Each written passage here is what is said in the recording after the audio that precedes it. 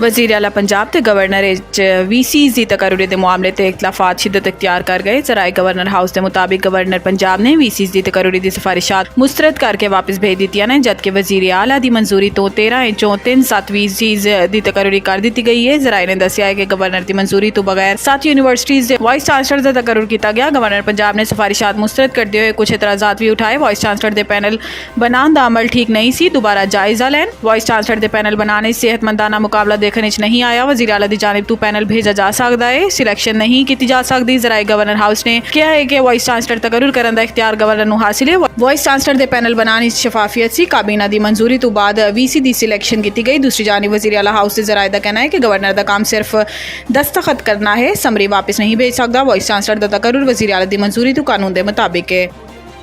PTI मखसूस नशिस्तां की अहल मगर ऐस अदालत के सामने फरीक नहीं बनी। जस्टिस याहिया का इख्तलाफी नोट। जस्टिस याहिया अफरीदी ने 26 सफ़ात पर मुश्तमिल इख्तलाफी नोट तहरीर किया, जिस किया गया है कि सुन्नी इतिहाद कौंसल मखसूस नशिस्तां के हसूल लई आइनी तकाज़ा ते पूरा नहीं उतरती, इसलिए सुन्नी इतिहाद कौंसल की दरखास्तां मुस्तरद की जांदियां ने। जस्टिस याहिया अफरीदी ने इख्तलाफी नोट किया है कि तहरीक इंसाफ सियासी जमात है ते मखसूस नशिस्तां लई अहल है, मगर PTI ऐस अदालत के सामने फरीक नहीं बनी। इख्तलाफी नोट के मुताबिक 3 जून तो केस चल रहा सी। PTI ने 26 जून तक कोई दरखास्त नहीं दी। 26 जून को PTI की फरीक बनने की दरखास्त आई। बैरिस्टर गोहर ने जारी केस मुआवले की दरखास्त दी, मगर PTI ने अपने हक किसी डिक्लेरेशन की इस्तदा नहीं की।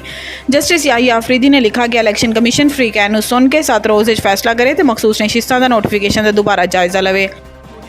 इमरान खान ने मिलिटरी ट्रायल का फैसला ताहाल नहीं होया, हुकूमत का इस्लामाबाद हाई कोर्ट जवाब। जस्टिस मियां गुल हसन औरंगजेब ने केस की समात की, जबकि additional attorney general Munawar Iqbal Duggal अदालत पेश होए। एडिशनल अटॉर्नी जनरल अदालत नूं दस्सिया है कि हुण तक विफाकी हुकूमत ने बानी PTI के मिलिटरी ट्रायल का फैसला नहीं किया। जब मिलिटरी ट्रायल करना होया तो रूल 549 के तहत प्रोसीजर को फॉलो किया जाएगा। अदालत और एडिशनल अटॉर्नी जनरल ने मजीद दसिया कि अगर ऐसा कोई फैसला होया तो कानूनी तरीकाकार अपनाया जाएगा तो पहले सिविल मजिस्ट्रेट के कोल दरखास्त जाएगी। विफाकी हुकूमत के जवाब से इस्लामाबाद हाई कोर्ट ने बानी PTI इमरान खान की दरखास्त निपटा दी। हमाद अजहर को पुलिस हिरासत तो छुड़ाते आलिया हमजा समेत PTI रहनुमावां ते मुकदमा दर्ज। PTI रहनुमावां ते लाहौर के थाना कान्हा मुकदमा दर्ज किया गया। PTI दे लाहौर के सदर शेख इम्तियाज से आलिया हमजा समेत 30-40 अफराद के खिलाफ पुलिस की मुदय्यत मुकदमा दर्ज किया गया। मुकदमा इश्तिहारी मुलजिम हमाद अजहर को पुलिस की हिरासत तो छुड़ान ते दर्ज किया गया।